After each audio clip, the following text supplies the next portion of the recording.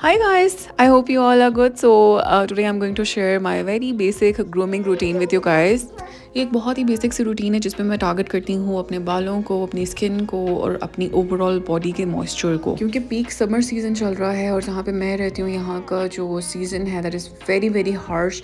इसलिए I have to take extra care of my skin. So let me walk you through everything that I do to make myself feel pampered. तो सबसे पहले तो मैं अपने बाल जो हैं उनको अच्छे से जो है वो ऑयल कर लूँगी। ऑयलिंग जो है वो मैं ऑलमोस्ट कोई 15 दिन में एक आधी मरतबा कर लेती हूँ। उससे ये होता है कि बाल जो है ना वो थोड़े सॉफ्ट हो जाते हैं। अदरवाइज़ अगर मैं बिल्कुल ना करूँ ना तो मुझे पता चल रहा होता है कि बाल बहुत ड्राई और ब्रिटल हो रहे हैं, क्योंकि मैं जहाँ पे रहती हूँ लाइक रियाद में, सऊदी अरेबिया में, यहाँ का पानी is so harsh on the scalp. तो बाल इतने ज़्यादा ड्राई हो जाते हैं कि बालों को पता चल रहा होता है कि भाई बिल्कुल लाइफ जो है ना वो ख़त्म हो गई है बालों से।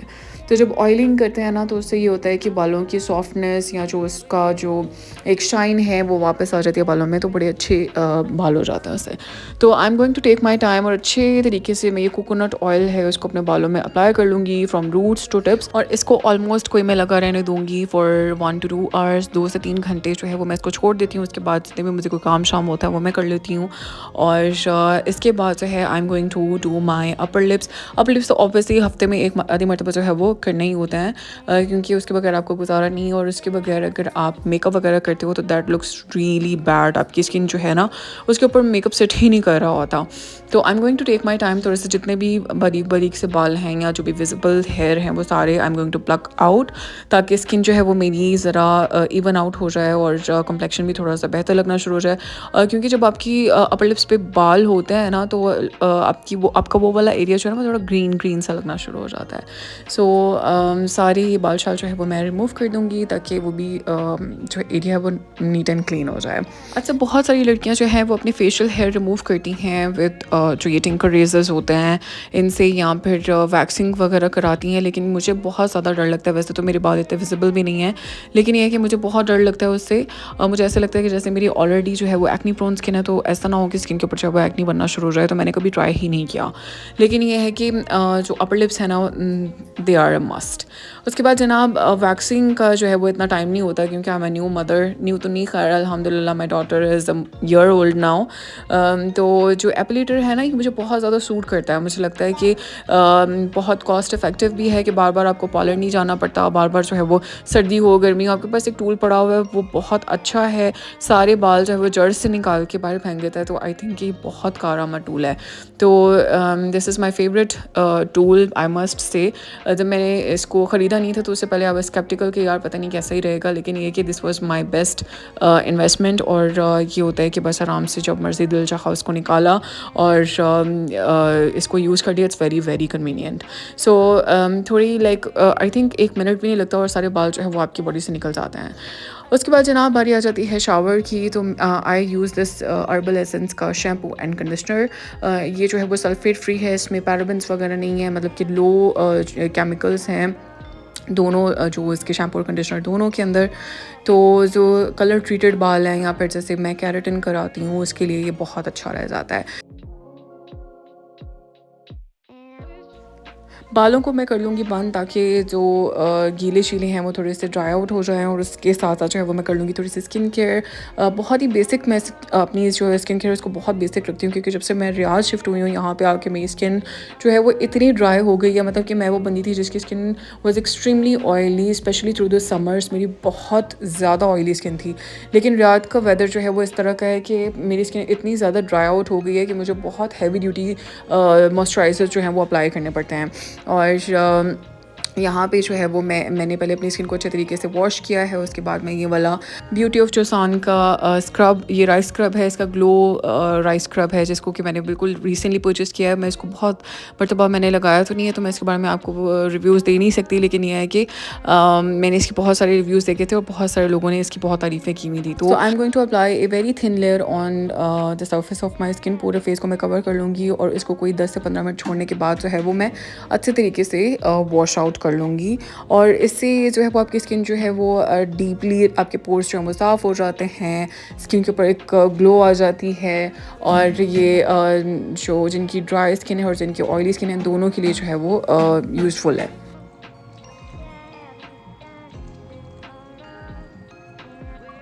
तो पोर्स हो गए हमारे साफ। अब I am going to apply this beauty of Joseon का ही ग्लो डीप सीरम। इसके भी मैंने बहुत सारे रिव्यूज़ सुने थे कि बहुत अच्छा रहता है स्किन के ऊपर।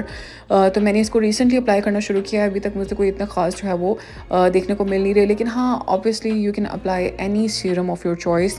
आजकल तो लड़कियाँ बहुत सारी लाइक 10-10, 15-15 स्टेप वाली स्किन केयर रूटीन फॉलो करी होती हैं, लेकिन ये है कि मैं अपनी स्किन केयर रूटीन को जितना मिनिमल रख सकूँ मैं उतना ही मिनिमल रखती हूँ, इसलिए क्योंकि I have a very busy lifestyle because I have a year old baby, तो I have to be like active all the time.